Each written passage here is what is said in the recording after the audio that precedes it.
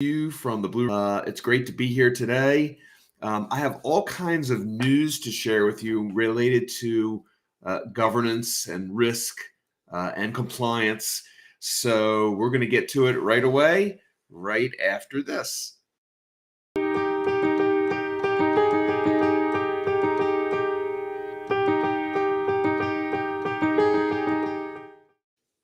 Okay, we had to have a message from our sponsor, Better Vantage Point. So in today's broadcast, I prepare for these broadcasts by thinking what's relevant to you and what it is that you might be interested in listening to. And lately, there's been so much news, an overwhelming amount of news that relates to risk and compliance. So I've printed off all these articles to talk to you about them, why they're relevant, why they're important, and we'll get started right away. So the first is from Automotive News in August, and the title is Train, Get Compliance Commitment from Employees. Car dealerships should train employees on compliance, governance, and risk monthly and have personnel sign documentation that they'll behave properly. Now, later on in today's live stream, we're going to talk about why that's important. But let me just quote a couple quick quotes from the article. Auto dealerships should train on compliance, governance, and risk monthly and have personnel sign documentation that they will behave properly, says Tom Klein of Better Vantage Point. Auto dealerships should train every month and have them sign documentation. Then, when challenged by regulators or lawyers, the dealer can argue that any incident with an employee violation of these policies would be an anomaly. It's not a pattern, and the dealership can prove he educates his staff to ensure compliance with all laws and regulations. One dealership compliance form provided by Klein, oh wait, this is an article about me, describes a state regulator's allegations of deceptive finance and insurance practices at different retailers and has his employees commit to avoid that specific behavior. The company expressly forbids any misrepresentations, inflation of income, or the changing or forging of any document signed by the customer. Misrepresentation, falsification, and or forgery may result in immediate termination. So the reason that this is important is that when a regulator comes in and says, hey, we found out that this guy is falsifying credit applications, this guy is power booking or creating additional equipment on the vehicles that isn't there, the dealership can go to its guidebook. The dealership can show where they're training their employees that these practices are deceptive. You can certainly make the argument that it's an anomaly or it's a one-off, this guy's a bad apple, but not that your organization itself is doing bad things. But when you have hundreds of employees doing things all day, things happen. And so you will minimize the damage that happens if you have trainings like this. Now, I recommend at least monthly.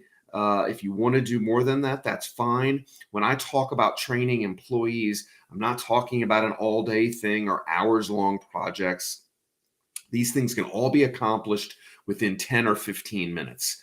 And it's just make the point and then move on. I suggest you do them when you start sales meetings, whenever your sales meetings are, maybe on Mondays. If you have Monday sales meetings, like I know a lot of you do, that's a prime time to do it. You do it first thing, everybody signs off on it. Those go into the personnel files of each employee who signed them so that if anything happens, you have them readily accessible. It's really that simple. So, and again, if you have any questions on any of these things, please reach out to me. My phone number is 757-434-7656. Reach out anytime. The next thing is a comment that I received on a LinkedIn post that I had from my friend and colleague, Simone J. And it says, I think the part that is so interesting is how everything is connected. literally everything at the dealership. You would think that perhaps the procedures and processes which govern what feels like outside of the people or customer components of the operation have no bearing on the employees or customers. Then you come full circle to understand that literally every single process and procedure can be tied back into the overall experience of both. And I obviously agree with this, Simone, and think it's a very astute comment, which is why I wanted to read it. Everything at the dealership is connected. And if you have processes, if you have very clear guidelines, it's going to serve you well. Those processes actually minimize the impact of problems and prevent people from straying, and give some framework and guidelines to that. So to the extent that you can have processes, I am certainly all for them, because they do prevent problems. The next thing from automotive news, and this article is not about me. New York dealership files lawsuit against former special finance manager. So Star Chrysler Dodge Jeep Ram in New York City in Queens is suing a former special finance manager, alleging he failed to return $60,000 in commissions the store paid on chargebacks because he falsely listed accessories that were not on vehicles. So he power booked, and so he was paid on those, and so they sued. Star Chrysler also sued a former sales manager for self-dealing and buying and trading in 16 vehicles without the required consent of higher management. The suit asserts the sales manager paid less than $500 above what the dealer owed on the vehicles and below invoice prices, and then trade them back in for more money than he had paid for those vehicles. They also sued their accounting firm that it had retained to investigate financial wrongdoing. And it earlier had filed an additional 2 fraud-related suits against different ex-sales managers and their wife. So problems here, gosh. Number one, they obviously don't have controls. People checking behind them, doing deal jacket audits to make sure the finance manager is doing the right thing. That's number one. Number two, seems to me that they create their own problem now, because how many finance managers are going to want to work at Star Chrysler Dodge Jeep when they're suing their ex-finance managers? Now, they are suing them because they did wrongdoing, but you'll have to ask yourself if that is promoting a place where you'd want to work. And that's and the dealership, it also says later in the article, the banks didn't learn the truth about non-existent accessories until they repossessed the vehicles, which was sometimes years later. So that's something from automotive news. Now, next is Hoover Mitsubishi in Charleston, South Carolina, where a pair of former employees pleaded guilty to federal charges stemming from a scheme where they falsified documents to make customers with bad or no credit appear better in the eyes of the lenders. Wow. So I have testified in federal court before against finance managers who have these practices, who do these things. This is serious. The feds are not kidding. There's been an uptick in enforcement. You may note, for those of you who watch all the time, when I started my live broadcast, I really didn't talk about the news so much, but now I'm flooded with news and flooded with things to talk about when it comes to this. This particular article says between 2013 and 2018, the 2 individuals involved in the scheme falsified down payments, bank statements, paycheck stubs, proof of residency or proof of the roof, utility bills, and other documents with the purpose of influencing financial institutions and connecting with loan applications. Additionally, the pair allegedly created 2 sales contracts for each vehicle sold, a fraudulent contract sent to the lender, an authentic contract kept at the dealership. According to the FBI, the fraudulent contracts either contained a phantom vehicle trade-in or manufacturer's listed rebate as a down payment in order to make the buyer appear better. Now, if you're checking deal jackets or even outside third party like me, or there are plenty of good ones out there who check deal jackets, this is what that's for. This picks up that fraud. This prevents bad press.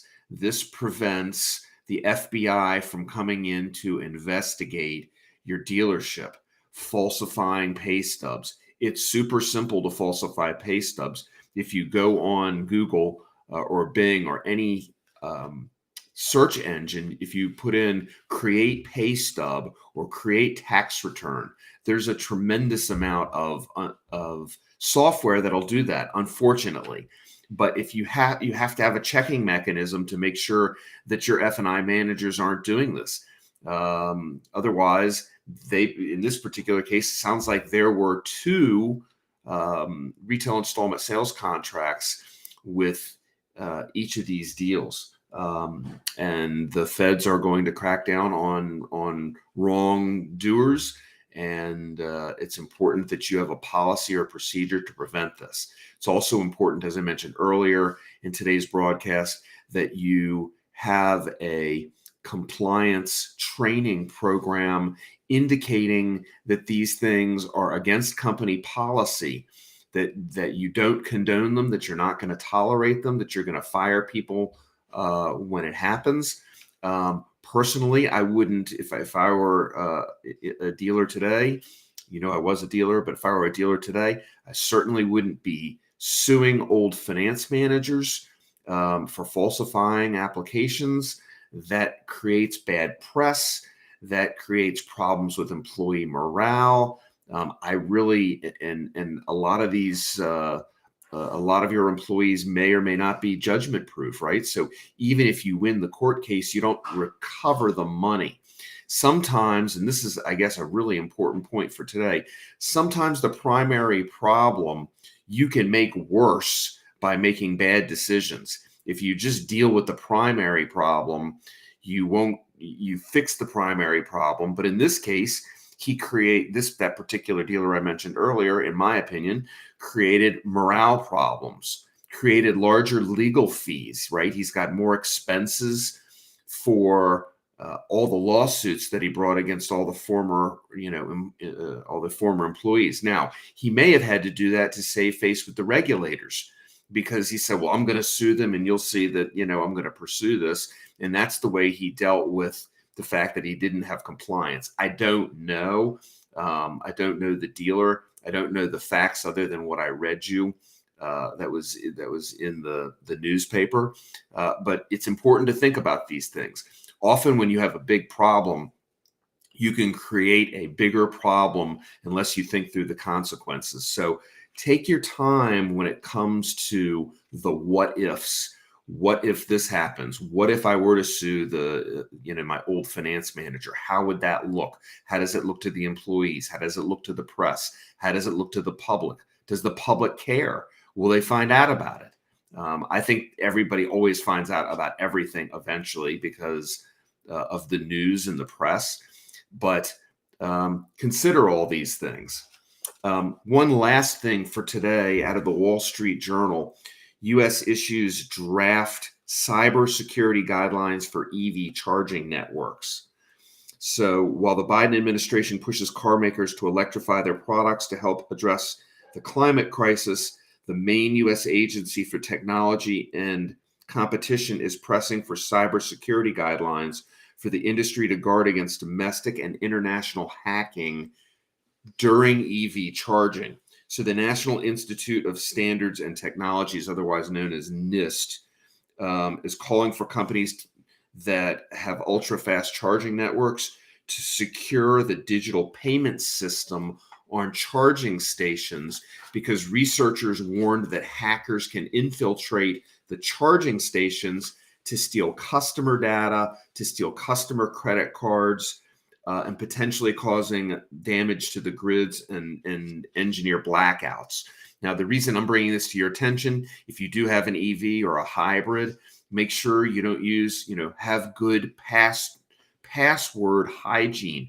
don't use the same password for everything you have, especially in this particular case, as they're stating very clearly that EV charging networks have problems with hacking and they are vulnerable.